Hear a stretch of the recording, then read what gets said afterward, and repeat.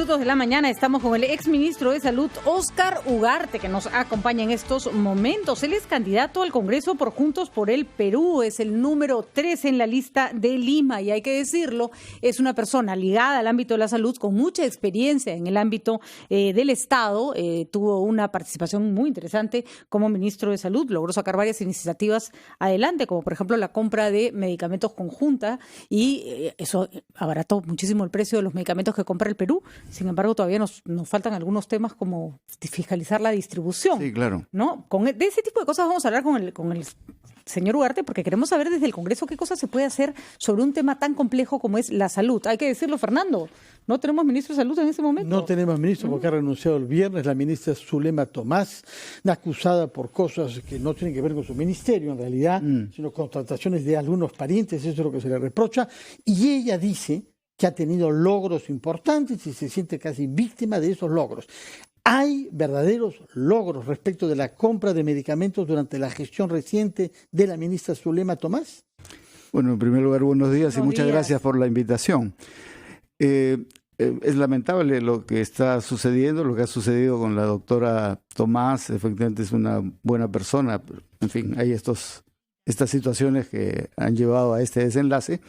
Pero yendo a los temas de fondo, yo creo que ella ha tenido la iniciativa de plantear algunos aspectos que creo que son muy positivos. El primero de ellos, además lo hizo el presidente de la República en 28 de julio, fue completar el aseguramiento universal. Es decir, este anhelo de que todos en el país tengamos un seguro en salud para que pues, estemos protegidos contra cualquier eventualidad. ¿Es salud o SIS?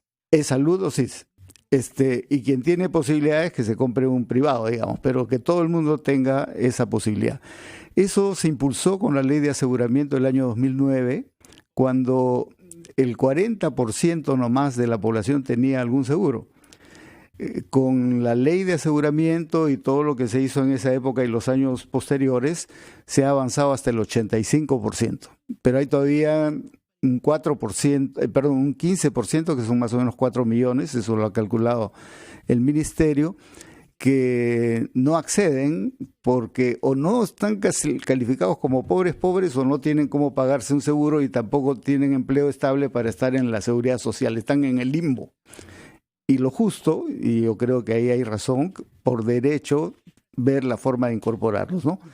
Eso está planteado en un decreto de urgencia que está por salir porque fue presentado como proyecto de ley al Congreso y ahora sigue esta ruta, ¿no?, que prevé la Constitución, y yo creo que eso es positivo. Lo que hay que ver es, obviamente, el financiamiento, las condiciones para que no solo esas nuevas personas puedan ser atendidas, sino los que ya están asegurados, digamos, tengan las condiciones necesarias.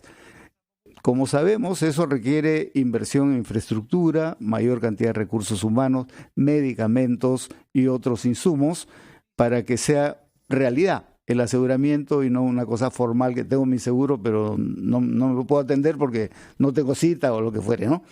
Entonces, ese tema es un tema que está planteado. Estoy seguro que el ministerio continuará. No sabemos quién será ministro, pero yo supongo que será alguien que dará continuidad. Sin embargo, el decreto de urgencia ha planteado que efectivamente quiere ampliar la salud, que es un derecho a todos los peruanos. No puede estar desfinanciado, porque entonces se convierte en un saludo a la bandera, se convierte en algo estrictamente declarativo y populista, que no se traduce, y se lo decimos, doctor Ugarte, porque acá nosotros nos hemos convertido como en los receptores de todas las malas noticias del sector salud. Lo sé. Nos llaman en los casos más desgarradores, a veces hasta nos cuesta tener que escuchar la noticia que estamos escuchando. Entonces, ¿cómo hacemos para que esto no se convierta en un simple... Sí, les vamos a dar seguro a todos y el seguro no sirve para nada, porque a la hora que llegas al hospital no hay nada que para lo que necesites. Mire, eso es decisión política. Cuando el año 2009 se aprobó el aseguramiento universal, el presupuesto del SIS estaba alrededor de los 400 millones de soles. Si en esa oportunidad se hubiese dicho, esperemos a que tengamos la seguridad del financiamiento, etcétera, nunca se hubiese aprobado el aseguramiento. Se aprobó el aseguramiento como un derecho y se impulsó la viabilidad que sí es factible en el país. Es decir, el país tiene recursos para poder destinar a esto que es un derecho tan importante como la educación. O más, porque la educación... O más, claro, porque está la vida, digamos. La puedes recuperar, pero no te mata. Exacto, ¿no? está la vida de por medio. Y mire, se aprobó en esa oportunidad y se ha avanzado estos 10 años. El presupuesto del CIS ha llegado a ser, era, como digo, cerca de 400 en su momento, ha llegado a ser hasta 2.200 millones, o sea, 5 veces más. ¿Y cómo hacemos para discriminar si tal cosa es posible?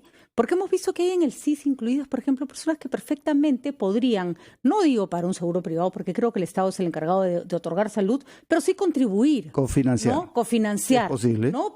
Justamente para servir de apoyo al que no puede pagar ni un centavo. Ahora, ¿no? La ley en su momento estableció el mecanismo que se llama el semicontributivo, justamente para prever eso. Lamentablemente, quienes se han acogido a esa modalidad es una minoría muy pequeña, porque es cierto que los que no están en esa condición, la gran mayoría de esos 4 millones, no es gente que tenga plata y lo pueda hacer, algunos serán, ¿no es cierto? Pero la mayoría es gente que está en la informalidad, que incluso puede tener empleo 1 mes, 2 meses, después ya no tiene, y es imposible que dé continuidad, y en ese momento queda fuera, ¿no es cierto? Entonces, esa es la población más crítica. Y hay que ver, digamos, los mecanismos de financiamiento. Creo que de un primer impulso tiene que ser un financiamiento público, y luego, en la medida que las personas puedan hacerlo, podrán contribuir también. Pero creo que eso requiere, y lo he mencionado ahorita, 3 estrategias, ¿no? Que también se empezaron hace 10 años, pero que hay que ampliarlas, más aún cuando se piensa ampliar con 4 millones más. Uno es mayor inversión en infraestructura y equipamiento. Pero ahí, antes que pensar en grandes hospitales, hay que pensar en el primer nivel de atención, que es y que es más fácil de financiar, mucho más fácil de financiar. 2, recursos humanos. Todas las estadísticas muestran que en el país tenemos, si digamos, la recomendación de la Organización Mundial de la Salud en cuanto a profesionales de la salud es 45 por 10.000 habitantes, aquí tenemos 31, o sea, estamos por debajo.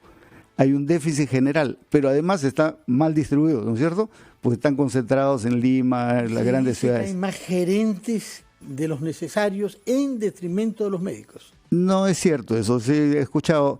Mire, los datos oficiales, y eso está en el observatorio, a vista de todos, en el Observatorio de Recursos Humanos del Ministerio, es el 75% es personal asistencial, entre profesionales y técnicos. Solo el 25% es administrativo. Una pregunta casi de sí o no. ¿O se está planteando nuevamente pedir que nuevamente sea doble el aporte a salud en julio y diciembre? Porque fue una medida que ha de alguna manera generado un agujero en la salud que no permite que las personas sean atendidas. ¿Es una medida que debería revisarse, por más impopular que sea, en el próximo Congreso? Yo creo que debe revisarse, pero más importante que eso, y este es un buen tema, el de salud, porque incluso en porcentajes es mayor, es lo que el Estado no paga. De acuerdo. No como deuda, sino hay 2 normas que ha dado el Estado del año 2012 que reduce, por ejemplo, todos los privados pagan 9%, ¿no es cierto?, sobre la remuneración.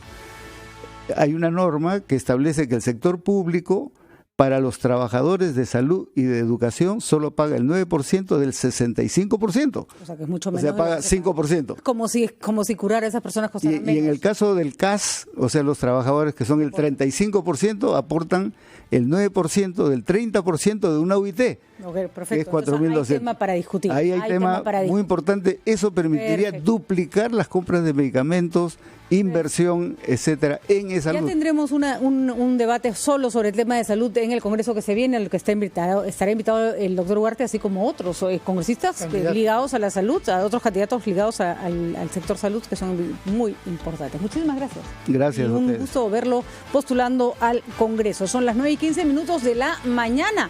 Vamos a una pausa, volvemos.